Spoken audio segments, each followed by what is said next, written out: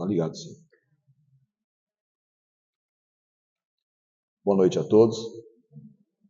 Eu que tenho que agradecer pela oportunidade que estou tendo mais uma vez de poder, falar um pouco sobre a doutrina.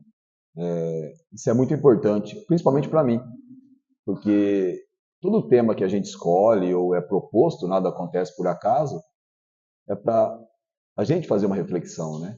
Então, eu também já fiz a minha, e é claro que colocar em prática são outras possibilidades que a gente vai tendo, né?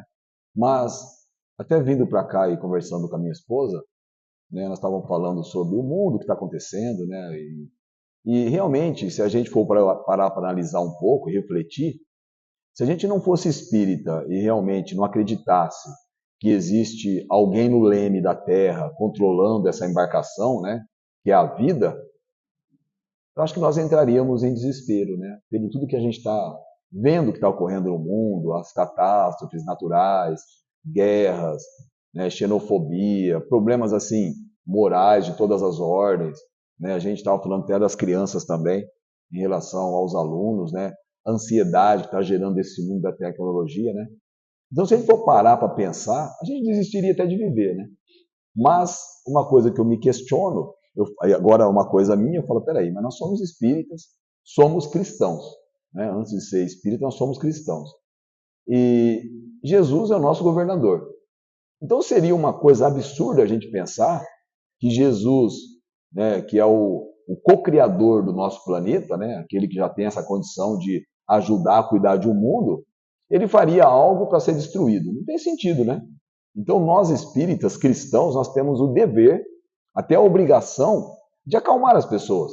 E também acalmar os nossos corações, porque a gente não pode acreditar que está tudo perdido. Pelo contrário, as coisas estão caminhando e nós temos uma visão muito pessimista da Terra.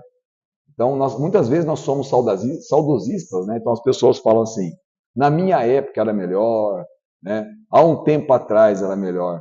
E muitas vezes isso não é a realidade, porque também nós sabemos que no passado as leis não funcionavam tão bem quanto hoje. Tinha muita dificuldade, né? Não tinha praticamente lei. Imagina aqui que era o mundo há 200 anos atrás.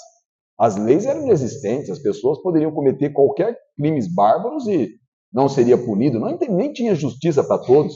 As pessoas não tinham acesso à escola, não tinham acesso ao conhecimento, né? Quando praticamente as próprias religiões ou aquelas pessoas que tinham um pouco mais de conhecimento acabavam incutindo ideias nas pessoas. Você não poderia questionar, não poderia pensar, porque você vai buscar informação aonde? Essa contra-informação. E nós éramos então sujeitos a aceitar aquilo que as pessoas propunham. E hoje nós temos oportunidades imensas de buscar conhecimento, de entender, de ler. A doutrina espírita é riquíssima, é uma literatura riquíssima. Que bom, né, vocês convidando o pessoal para estudar. É isso mesmo, temos que estudar. Essa é uma oportunidade única de estudar, de conhecer, entender porque nós somos espíritas, porque praticamos a caridade e principalmente entender que nós estamos num mundo de provas e expiações. Seria muito estranho se fosse diferente, né? Nós deveríamos estar assim chocados, né, se fosse o contrário, se aqui fosse um mundo perfeito. Falou, peraí, mas aconteceu alguma coisa errada. Será que Deus me colocou num planeta diferente, num planeta errado? Não. Nós estamos num planeta de provas e expiações. A Terra é uma escola, a Terra também é um hospital. Nós estamos aqui para aprender e passar por todos os tipos de dificuldades. Senão teria errado, né? Se nós merecêssemos estar num mundo melhor, com certeza estaríamos. Porque senão Deus falhou. Então, se Deus é soberanamente bom e justo, nós estamos no lugar certo, na hora certa, com as pessoas certas, então está tudo certo. Então, meus irmãos, nós temos que ter uma visão mais otimista da vida. Principalmente nós, como eu disse, nós somos espíritas, nós entendemos os mecanismos da vida. Os espíritos falam, a Terra está passando por um expurgo. Para poder melhorar, imagina, né, o simbolismo é um pouco forte, mas é isso, é uma ferida. O que acontece? Aquela ferida, ela está expurgando. Para poder sarar, vai ter que sair muito pus, todos aqueles dejetos, aquela sujeira. Depois, qual que é o processo? Cicatrização. Não é assim? O próprio corpo, ele vai o quê? Fazer esse trabalho. Ele vai cicatrizar, mas tem que sair os dejetos. Então, o que nós estamos vivendo? Os últimos momentos. A Terra, ela está estertorando. Então, estão tendo oportunidade, espíritos que viveram no passado e que cometeram crimes terríveis, crimes bárbaros, estão tendo a oportunidade de estar aqui na Terra. E muitas vezes eles estão falhando também, como nós falhamos. Então a gente vê essas dificuldades no mundo, que eles estão tendo as últimas oportunidades. Eles não vão permanecer mais aqui. Inclusive, muitos espíritos que estão encarnados e que não conseguem lidar com a situação, que a mudança que a Terra está acontecendo hoje, eles vão ter que ir embora para outros planetas. Então nós estamos num processo, né, de transição, de provas e expiações para regeneração. Só que é demorado, é lento. Não é uma coisa tão simples, mas nós estamos dentro do processo. E claro que muita coisa vai acontecer. Como eu disse, a ferida vai ter que explodir para depois ela começar a cicatrizar. Então, nós temos que ter essa visão otimista e não pessimista. Está tudo certo, não tem nada errado. Nós temos que fazer a nossa parte e seguir nesse mundo de provas e expiações, passando por dificuldade. Quem disse que ia ser fácil, né? Com certeza, quando nós estávamos no plano espiritual, a gente sabia o que aconteceria. Falou, olha, eu quero vir em tal família, em tal cidade, em tal país, passando por tal dificuldade. Nada pode ser surpresa. Só que chegando aqui, a gente acaba, então, nos desencontrando conosco mesmo, né? E acabamos reclamando, e entramos nesse clima de pessimismo que as pessoas vivem, né? Então a gente tem que ser, nós temos que ser otimistas. Se as pessoas não têm o conhecimento, não acreditam, nós temos que acreditar. Olha, existe um governador da Terra. Jesus está no leme, não está à deriva. Nós não estamos num barco à deriva que a qualquer momento vai afundar. Pelo contrário, nós temos ali talvez o melhor navegante de todos, que é Jesus. E cabe o que a nós? Ficar nesse barco, não se desesperar e não se atirar nas águas, né? Eu acho que cabe a nós isso. E é justamente isso que eu vou falar, sobre a questão do capítulo 26, que me pediram. Dai gratuitamente o que recebeste gratuitamente. Então, é o que eu falei, tudo que nós precisamos para ter uma vida aqui na Terra, nós já temos. Um corpo perfeito, né? Um corpo físico, nós temos oportunidade, sanidade mental, nós temos uma doutrina que nos ensina, nós temos um planeta que nos acolheu. Claro que nem todos os lugares, né, são tão belos e tão bonitos como o nosso país, apesar de todas as dificuldades. Nós vivemos num país onde não temos tantas catástrofes naturais, pensando em outros países que passam por grande dificuldade, por guerra. O Brasil tem os seus problemas, mas a gente consegue viver de uma forma mais tranquila. Temos o quê? Todo o conhecimento deixado por gerações que nos incentivam. Quantas pessoas deram a vida, né? O Chico Xavier mesmo, vamos parar para pensar. Quantas noites sem dormir, quanta dedicação para nos deixar livros aí, para que a gente possa o quê? Ler, aprender, questionar, se inteirar da vida. O próprio Divaldo, que até hoje está encarnado ainda, deixando um trabalho maravilhoso de palestra. E tantos outros que passaram pela doutrina e também em outras religiões, que deixaram um legado de conhecimento, de exemplo. Então, quanta coisa que nós temos, né? Olha, quanta coisa de graça que nós recebemos e muitas vezes nós não valorizamos. A afeição dos nossos pais, oportunidade de ter amigos, oportunidade de ter filhos. Então, são coisas que recebemos, né? O ar que nós respiramos, comida, né? Tudo bem que nós trabalhamos para comprar comida, mas a natureza nos dá isso de graça, né? A terra, as pessoas vão lá e plantam, a gente recebe isso. Então, só isso já nos faz o quê? Pessoas felizes no sentido relativo. Claro que ninguém vai conseguir ser feliz vivendo num planeta de provas e expiações, a Terra passando por tanta dificuldade. Mas uma felicidade relativa que nos faz lutar e continuar o quê? Vivendo, né, de forma digna. Então, quando Jesus, numa passagem muito interessante, quando ele expulsa os vendilhões do templo, né, ele chega ali no templo de Jerusalém, e estava um comércio muito grande ali, e ele então questiona tudo aquilo. Então ele expulsa os vendilhões do templo e causa ali um alvoroço. Muita gente não gostou porque tinha negócios ali no templo, usava o espaço religioso, profanando, né, aquele lugar sagrado. Se a gente for parar para pensar, Jesus não quer dizer de forma literal, ele quer que nós o quê? Pensemos sobre isso. Se a gente for analisar os vendilhões do templo, trazendo um pouco para a nossa vida real, nossa vida cotidiana, será que também nós não somos os vendilhões do templo? Não profanamos também as coisas santas? Ou seja, o que é profanar as coisas santas? Muitas vezes não seguir aqui o exemplo de Jesus. E deixamos a desejar em situações do dia a dia que nos pede uma melhora íntima. É por isso que nós somos espíritas, entendemos, queremos estar aqui agora ouvindo a palestra, compreender o Espiritismo? Para fazer uma mudança íntima, senão não teria sentido a gente estudar e participar de cursos e realizar um trabalho aqui se não realizar uma mudança íntima. Não teria sentido. Fica só uma questão teórica, mas a gente não traz isso para o nosso coração. Então, muitas vezes nós também somos vendilhões do tempo. Profanamos as coisas que nós recebemos. Muitas vezes recebemos de graça e devemos doar também.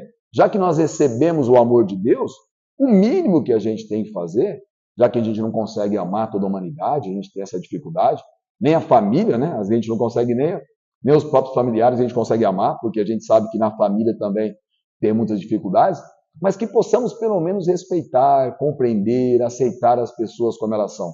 Seria o mínimo que a gente já poderia fazer e já estaria o quê? De bom tamanho, porque é isso que é o aprendizado que a doutrina, né, ela quer de nós. Então a explicação, tem vários departamentos da nossa vida que nós profanamos. Por exemplo, a própria família. Muitas vezes vendemos os nossos deveres de família, no caso, por uma traição, né, por uma falta de comprometimento com a família, não respeitando também os nossos familiares, profanamos o lar. Olha que coisa terrível, né? O lar é o nosso cadinho educador. E muitas vezes nós deixamos a desejar. Porque o lar é aquela coisa. A gente espera sempre a mudança do outro, né, mas nós também temos os nossos problemas, as nossas dificuldades. Então é muito fácil, né, muitas vezes, o pai, os filhos também. Os filhos esperam um comportamento diferente do pai. Os pais esperam um comportamento diferente do filho. Mas nós, como os cristãos, qual o comportamento que nós podemos dar na família? Estou compreendendo, estou aceitando as pessoas. Também não é por acaso, né?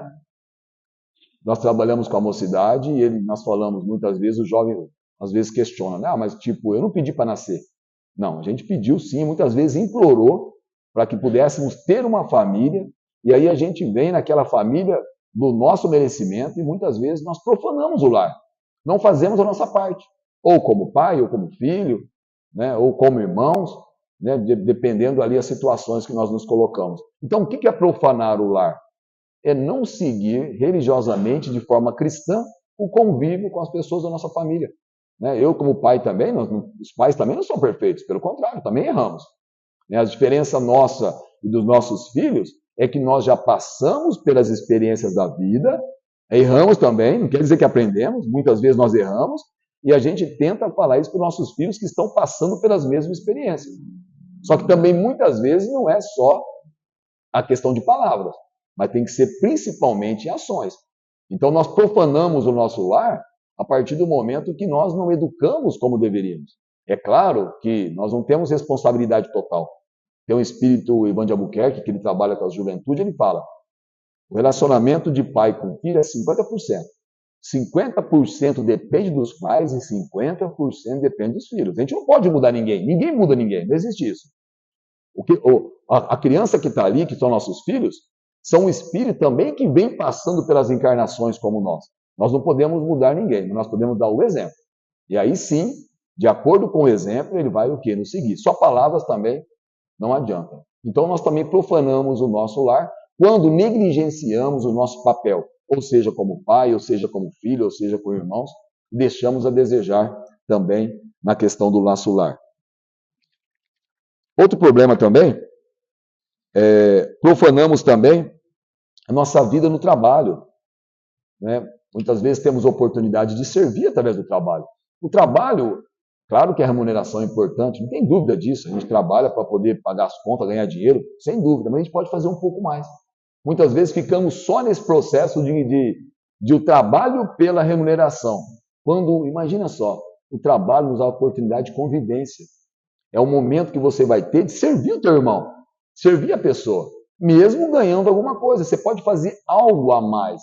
Então, na hora de atender, de você, eu como professor, me preparar para dar a melhor aula possível. Mas o aluno não tem interesse. Não importa. Eu estou fazendo o quê? A minha parte. O problema vai ser dele que não aprendeu. Mas eu estou fazendo a minha parte. Qualquer profissão, uma profissão mais simples que seja, não tem problema. O médico que vai atender, ele não vê só um paciente, mas vê o irmão. O comerciante, quando atendeu a pessoa, não vê só um cliente, mas vê o irmão. Eu quero vender o melhor produto para essa pessoa, para ele ficar feliz. Eu quero fazer o melhor atendimento para essa pessoa, para ela se sentir bem. Olha como que a profissão nos dá a oportunidade de de trabalhar o quê? Os nossos valores íntimos. Então, a profissão é uma possibilidade única de convívio e aonde a gente pode praticamente o quê? Colocar as práticas, né? Aquilo que nós aprendemos. Então, que possamos, claro, o dinheiro é fundamental, mas dá um pouquinho de nós. Sejamos realmente profissionais do amor, envolvendo as pessoas que nós convivemos, né, chamando e conversando, ajudando. A gente pode ajudar muito mais, né, principalmente nós como professores. A gente tem contato com alunos e muitas vezes tem que esquecer da questão de só de ensinar. Ah, eu sou um professor, eu estou lá ensinando aquela coisa do beabá, ler, escrever, outras coisas. Não, às vezes acolher. A gente percebe isso. Um amigo nosso que é professor, ele é espírita também, ele falou, né, os professores têm que acolher o aluno, esquecer um pouco a questão da educação formal, aquela educação básica, acolher, respeitar, perceber que ali tem uma pessoa com dificuldade, né, as crianças estão passando por esse momento de ansiedade muito grande com as redes sociais, a gente percebe o nervosismo de tudo isso, o que está acontecendo, é uma vida muito corrida. Nós também estamos passando por isso, né? Nunca se vendeu tanto remédio, né, para todo tipo de curar a depressão, nunca teve tanta depressão em adolescentes, em crianças, né, que antes depressão falava que era uma doença de velhos, né? A pessoa falava, depressão é uma coisa, uma frescura, uma doença de velhos. Hoje não, a gente vê cada vez mais cedo. Então, quantas oportunidades que nós temos de realizar através de um trabalho, que seja um trabalho mínimo possível, né? Nós não podemos profanar. O trabalho também é um espaço abençoado de convívio, que nós recebemos, né, toda essa informação e possamos passar também. E muitas vezes perguntar, né, conosco mesmo, que tipo de profissional eu sou?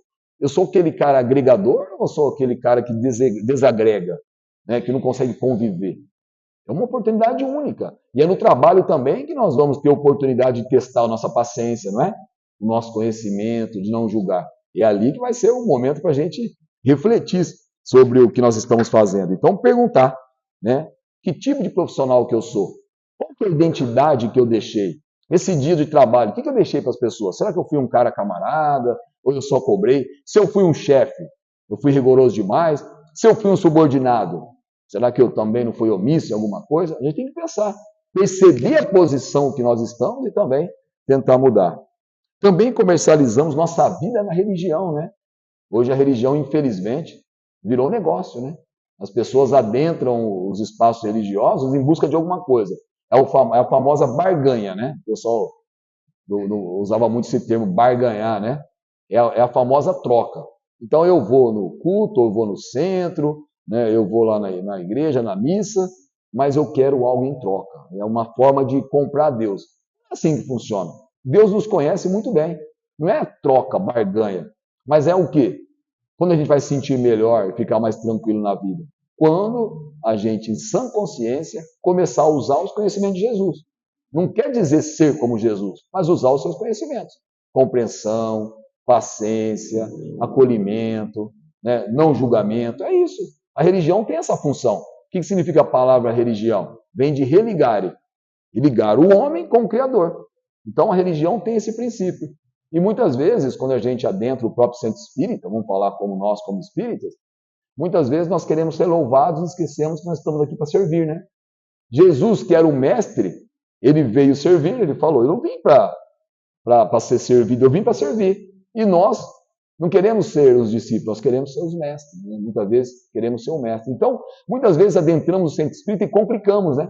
Tem gente que vem trabalhar e acaba complicando, criando confusão com seus irmãos, né? Não seguindo a disciplina, né? Não aceitando as regras da casa espírita, que qualquer lugar tem regras, não é assim? A gente vê muitas vezes milindre, né? O pessoal, não fui bem tratado ali, né? Eu lembro uma vez que tem uma história, né, que aconteceu na nossa casa, que uma senhora estava servindo sopa e a mulher chegou para pegar a sopa, né? E a mulher estava nervosa também, e ela também estava nervosa, discutiu. Ela falou assim: esse povo vem aqui, não tem educação, né? E aí nós conversamos, né, sobre esse fato, né? E a espiritualidade depois presente falou, mas a gente não tem que esperar gratidão de ninguém. A pessoa está aqui para ser servida, independente daquilo que ela vai falar, se ela gostou ou não, se ela agradeceu. Não tem sentido. Porque se você esperar o agradecimento, já ganhou a tua recompensa. Tá? A gente não sabe o que aquela senhora tinha. Por que ela tratou daquele jeito? Se a gente for para analisar, a gente talvez faria pior, né? Então, nós temos que servir sem esperar retribuição. Não é assim que Jesus fez isso conosco, né? Os benfeitores estão aqui perto de nós, nossos anjos guardiães, espíritos amigos que com certeza estão sempre do nosso lado, nos ajudando. Se eles forem parar para pensar, pá, não tem jeito, esse aí eu falo uma coisa, ele faz outra, né? Ele é indisciplinado, ele é birrento. Se fosse assim, nós teríamos perdido. Imagina nosso anjo guardião, teria já, como dizem, né? Teria vazado, porque ninguém. Mas eles persistem, por quê? Porque eles sabem que um dia nós vamos aprender. Então, e nós não temos o mesmo acolhimento em relação às pessoas. Se as pessoas nos tratam mal no trabalho, o problema é deles. Eu estou fazendo o quê? A minha parte. Então, muitas vezes, dentro da própria casa espírita, nós temos que ser aqueles que servem, aqueles que não criam confusão. Né? O espírito adora criar uma confusão também. Não é porque nós somos espíritos, somos melhores, somos perfeitos. Pelo contrário, nós somos melindrosos, né? Então a gente vê muito isso. Então, quando a gente adentrar a casa espírita, que possamos fazer o melhor, dar o melhor de nós. Né? Aproveitar a oportunidade de trabalho, isso é fundamental. É hora de colocar em prática, né, aquela teoria que nós aprendemos. E é um espaço sagrado de trabalho também. Nós estamos servindo sem retribuição nenhuma. Qual que é a diferença do trabalho, né, remunerado? É importante ser um bom trabalhador e você receber por aquilo, claro. Mas na casa espírita é maior ainda, porque você vai fazer um trabalho voluntário. Mas não é porque o trabalho voluntário tem que ser alguma coisa desleixada. Pelo contrário. Tem que ter o quê? Disciplina. Olha, então vai ter um trabalho de distribuição de sopa, né, distribuição bazar da pichincha, né, uma promoção da casa. Eu vou lá, eu vou realizar, eu vou ficar na minha, eu vou trabalhar e não criar confusão. Porque toda vez que a gente adentra um espaço religioso e nós somos aqueles que vai criar confusão, em vez de realizar o trabalho, nós praticamente atrapalhamos, tá? Nós estamos profanando o quê? Um templo sagrado, que é uma casa espírita ou qualquer outra religião possível, que a gente tem a oportunidade também de trabalhar. Outro momento também que nós profanamos é nossa vida na sociedade, né? Onde nós temos a obrigação de ser um bom cidadão. Né, pagar nossas contas devidas, pagar os impostos devidos, respeitar a todos. Ser bom cidadão é isso. Ser bom cidadão é ser um bom o quê? Cristão. Né? Tentar o quê? Não tentar levar vantagem em tudo, né? Que esse é um lema dos brasileiros, né? Tentar passar a perna nas pessoas e levar vantagem em alguma coisa. Parece que está um pouco no nosso DNA, né? Isso é muito, muito ruim. Tem que tirar, quebrar esse estigma do brasileiro de querer ter vantagem.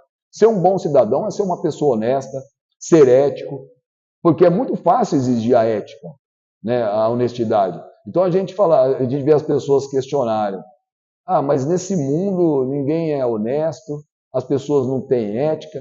Ué, nós não temos que esperar o quê? As pessoas serem honestas, as pessoas serem éticas. Nós temos que ser honestos, nós temos que ser éticos. Como que as pessoas vão aprender? Se a gente o quê? Como cristãos, a gente seguir o exemplo do Cristo. De ética, de honestidade, de dignidade, porque é interessante, aí vira um discurso vão, né? Ou seja, mas eu sou cristão. Então as pessoas batem no peito, eu sou cristão, mas segue o Cristo. O que é ser cristão? Jesus não quer seguidores, ele quer pessoas que façam aquilo que ele ensinou. É fácil você seguir, eu faço uma religião, eu sigo uma religião. Ótimo, mas você está seguindo os princípios do amor, da compreensão, da tolerância, da paz, né? Então o Chico Xavier, ele não fazia guerra com ninguém. Esse dia eu ouvi um documentário do Chico, né, na época que ele viveu em Uberaba, e ele estava lá distribuindo sopa, tinha mais de 3.000 pessoas, né, um sol quente, um lugar ali com pura terra, e ele sentadinho ali, né, um por um as pessoas passavam, beijavam a mão dele, ele dava uma moedinha quando ele podia, porque ele não tinha condição de dar dinheiro para todo mundo, mas quando ele tinha, a pessoa pedia um dinheiro, entregando a cesta. Ele não ficou questionando. Eu estou preocupado. Ele não questionou o prefeito, ele não questionou o governador, não questionou o presidente, não questionou a inflação. Ele falou, não, vou fazer minha parte. E ficava lá, né, a tarde inteira ali servindo. Ele não fez guerra com ninguém. Ele fez guerra consigo mesmo. O que ele falava? Eu tenho que combater um monstro que existe dentro de mim. E muitas vezes nós fazemos guerra com os outros, né? Então, ser um bom cidadão é ser passivo e ser honesto, ser ético, fazer a nossa parte. Isso é dever, né? Isso é mais que o dever. Ser um bom cidadão também é ser um bom quê? Espírita, né? Respeitar os direitos de cada um, né? respeitar as pessoas em todo sentido, quer que seja as escolhas dela, questão religiosa, questão sexuais, entender que a pessoa ali está passando por alguma dificuldade e nós não somos nós que devemos julgar. O que Jesus nos recomenda? Sejamos honestos, sejamos éticos, né? Eu tenho que ser honesto e ético, né? E também nós profanamos também os valores morais, né? Vendemos nosso sentimento de caridade para o egoísmo. Muitas vezes a gente fala, né? Não estou preocupado com a humanidade, não estou preocupado com as pessoas. Cada um cuida de si mesmo. Olha que sentimento, né, negativo, extremamente egoísta. É claro que nós vamos resolver o problema do mundo. O Chico também não tinha essa pretensão, mas é fazer a nossa parte, né? Eliminar esse egoísmo. Se a gente puder, vamos ajudar. É importante para nós.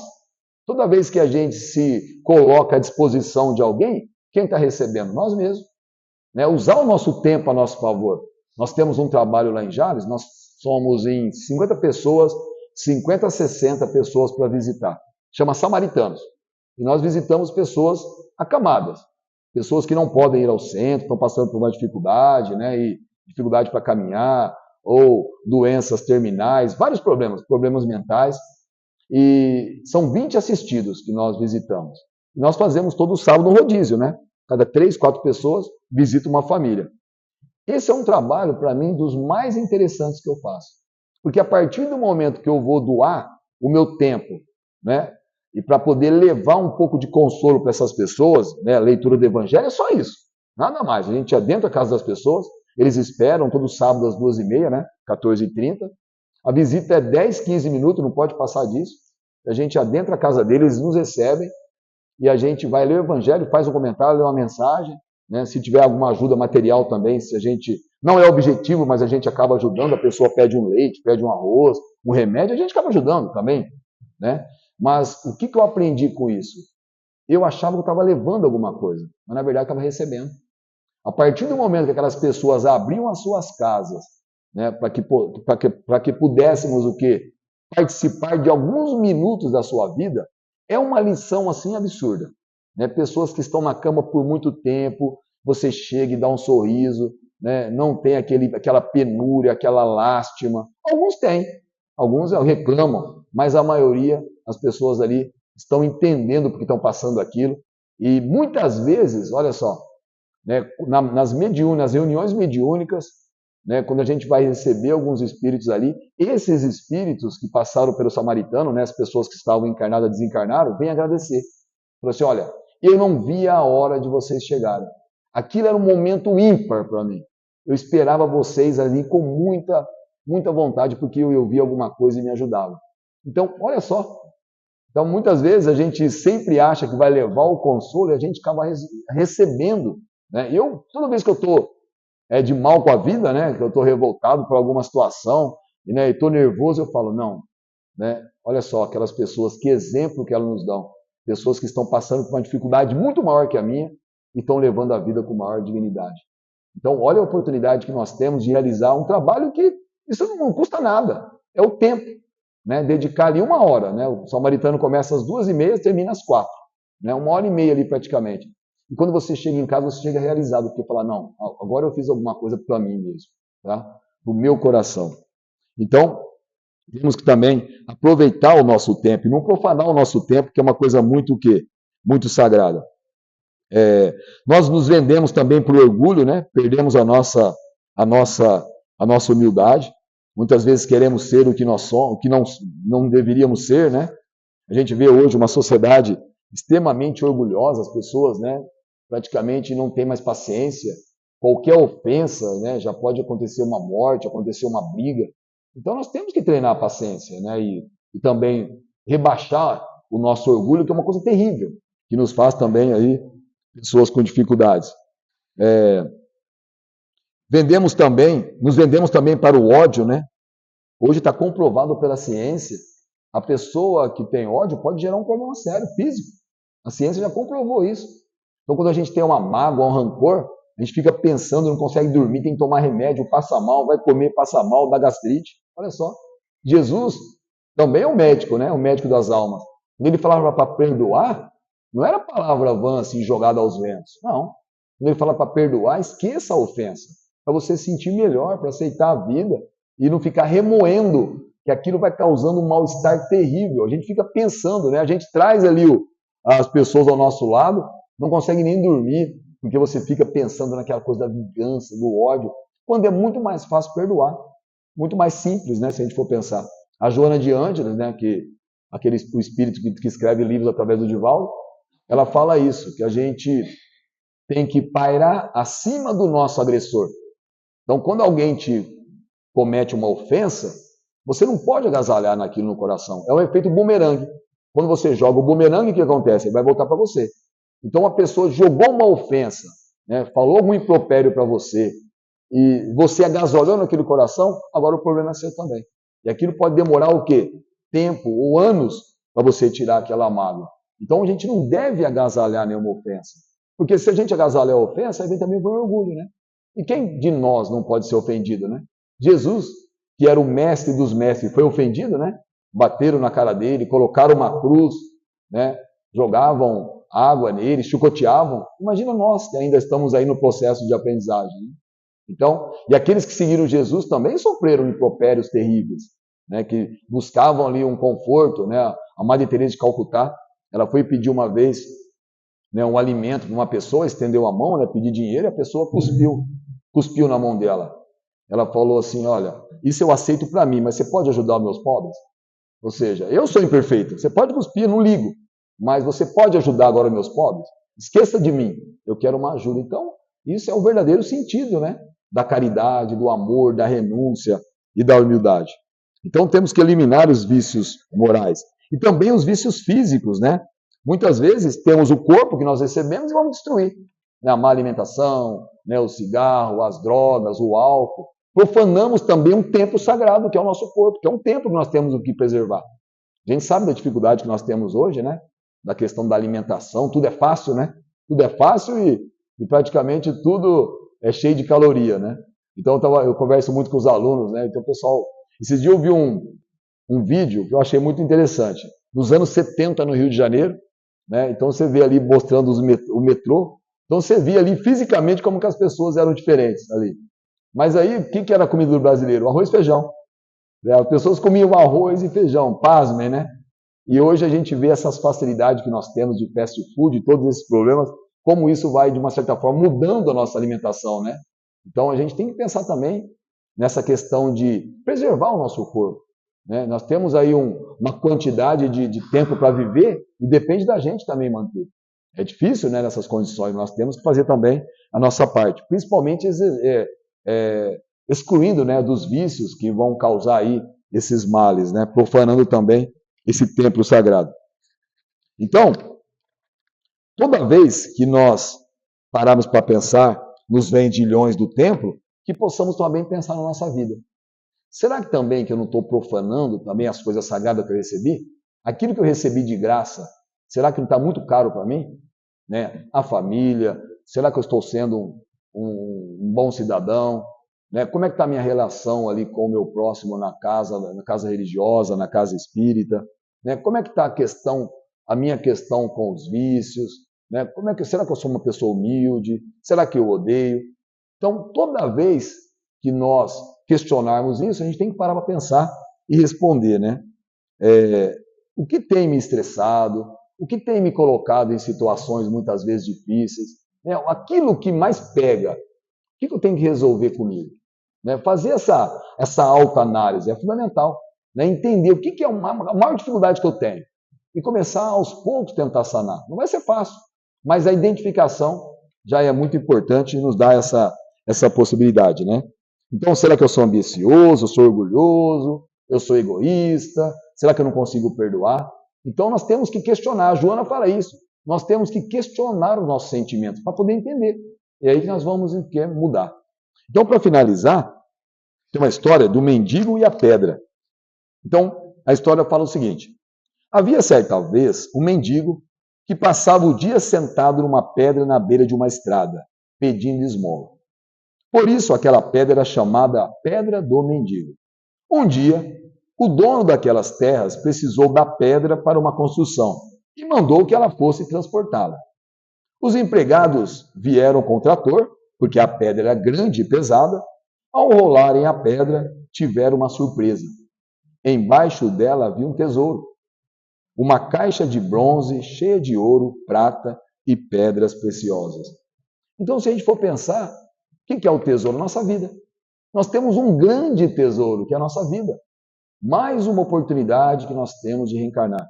Mas agora nós temos uma bússola, né, um norte, que é a doutrina espírita, que nos impulsiona, que nos ensina, que nos dá oportunidade de trabalho, que nos mostra, que nos faz pensar e refletir sobre a nossa vida.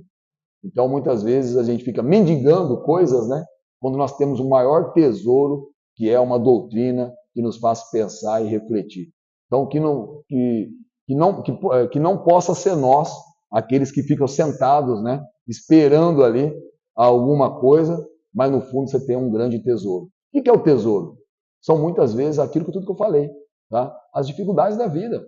São tesouros que a gente tem para poder o quê? Sanar as nossas dívidas. Porque se Jesus não errou, né? Os benfeitores não erraram. Nós estamos aqui no planeta certo, no momento certo, na hora certa. E devemos fazer nossa parte, né? E principalmente parar de reclamar. Então, que Jesus nos abençoe, nos dê força, fé, perseverança.